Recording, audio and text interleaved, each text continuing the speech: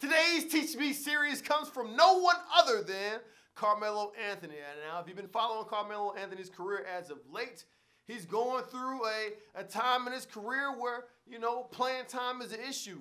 Finding a team is an issue, and there is something, if you listen to some of his statements that he made a year ago about coming off the bench, there is something about that statement that you can add to your game to be more impactful and more knowledgeable moving forward as it relates to being a basketball player or whatever sport you're a part of, or more importantly, what we're going to be focusing on is the classroom.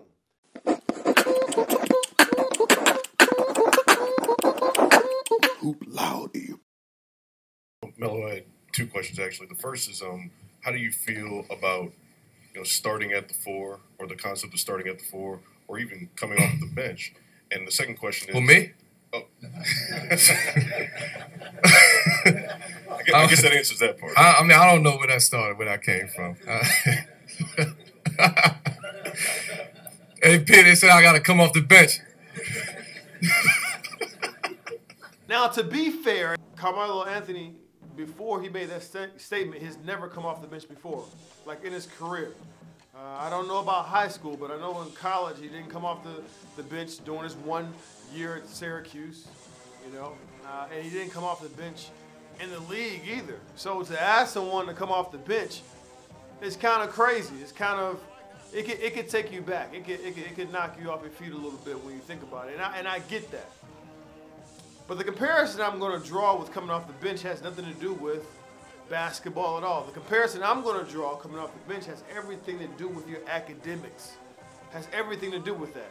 Let's be honest, many of our high schools, unless our high schools are known for academia, many of our high schools are not to the standard of college. Many of our high schools, you can wait till the last minute to do your homework. If you do your homework, just show up, probably play some games in your high school classes. Anything that the teacher could do to keep you quiet is a story of many of our high schools. Every once in a while, you have somebody in high school that actually prepare them for college, but for the most part, that's not the case. So imagine, if you will, going to college and wanting to adhere to the same study habits you had in high school, demanding that you jokers gonna give me A's just like I got in high school, because me not studying in high school got me A's, and doggone it, I want to get A's now. How productive do you think you would be if that was the case? Sounds like a crazy question, but the fact of the matter is a lot of student athletes and a lot of college students in general get stuck in that rut of trying to do the same things they did in high school, expecting the same results they got in high school. And that's just not the case. In college, it's different. You're not going to be able to study the same way that you studied in high school typically. Take myself, for instance. I'm a person that many of you know that was in remedial classes when I was in elementary school, failed the 6th grade, got socially promoted from the 8th to the 9th grade, did a lot of special education classes. Special education classes so bad that my sibling, who's 5 years my junior, was able to do my homework.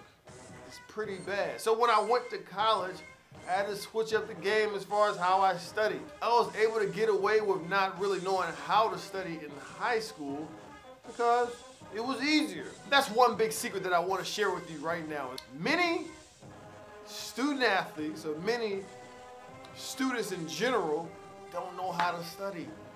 They don't know how to study. They don't really know how to study. Which ways, ask yourself this question, which way is the most efficient way for me to study if I only had an hour? What's the number one, my go-to meat and potatoes, gonna get me filled? What is it gonna be for me to get the most out of my study session? Is it flashcards? Is it somebody's, is it a study party? Some people can get away with study parties. Man, I can't do no dog.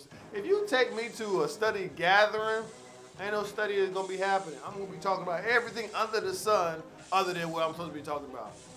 But is it a study party? Is it flashcards? Is it doing individual notes? Is it doing tests? Is it just hearing the material? Is it writing the material? Is it speaking the material? What is it for you that's gonna get the most out of it? If you go off of just what you did in high school, that may not be effective.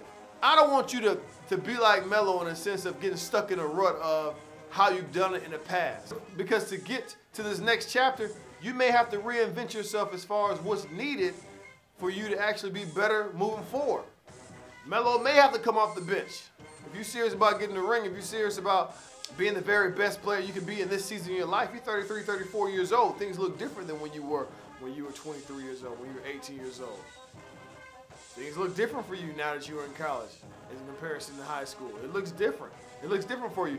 Man, just realizing that, you know, my previous video, I was talking about whatever role that you need to play for your team rather than the role that you want to play for your ego. Which one is important? Your coach wants you to run this particular role, and are you going to be so hell-bent thinking about, well, I worked on this during the summertime, so I want to display this for the game? Well, that has everything to do with your ego and nothing to do with your doggone team. Same thing for academics. Maybe your ego says, yeah, I can do study parties. Bring everybody to my place. We can do some study parties. And maybe your ego says, I don't need to study at all. This stuff is easy. And maybe your ego says, I only need to open my book at the end of the year when we do finals.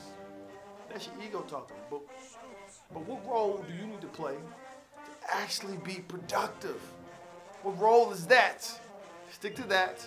Don't get swayed by what everybody else is doing. That's another thing. You got to realize that the way you study may not be the way that everybody else studies. It's so easy to be peeking over your shoulder, seeing what your neighbor's doing as far as studying.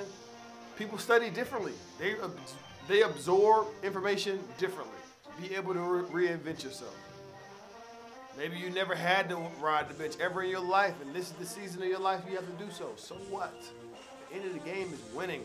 The end of the game is graduating. The end of the game is not having to take the class over and over again because you're so stuck on how you did it in high school. This ain't high school. This ain't high school. This is college.